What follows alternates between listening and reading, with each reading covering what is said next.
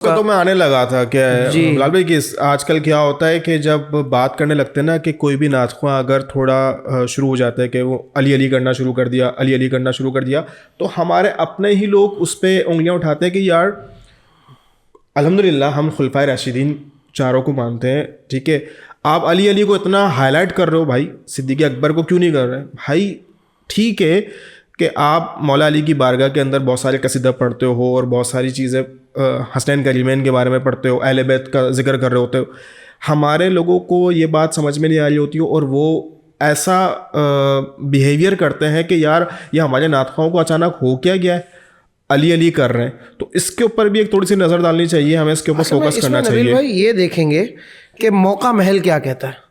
اب دیکھیں نا، میں اکثر جب نعت کلاس لیتا تھا تو اپنے بچوں کو یہ بات سمجھاتا تھا کہ آپ اگر کسی ایصال ثواب کی محفل میں جا رہے ہیں، آپ میلاد کا کلام پڑھیں گے تو لوگ، حالانکہ میلاد کا کلام پڑھنا ایسا ہی ہے، منع نہیں ہے، اچھی بات ہے.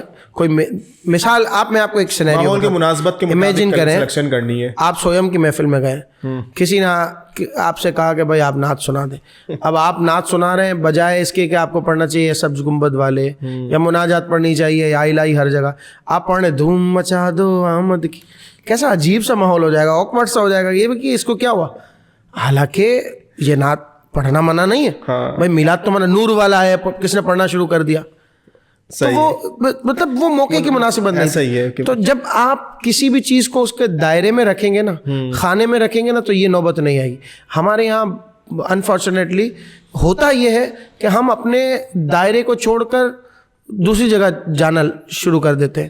حضرت ابوبکر صدیق رضی اللہ تعالیٰ عنہ کی منقبت ہو یا مولا کائنات کی بارگاہ میں حاضری ہو، آپ جب بیلنسڈ رہیں گے نا، جب آپ ان چیزوں کو مد نظر رکھیں گے نا کہ بھائی یہاں پہ موقع کیا ہے، مناسبت کیا ہے، تو اب اچھا اس کے اپوزٹ میں جا رہا ہوں، بعض دفعہ اس کے بالکل اگینسٹ بھی ہو جاتا ہے، تو اس کی بھی میں فیور نہیں کر رہا ہوں.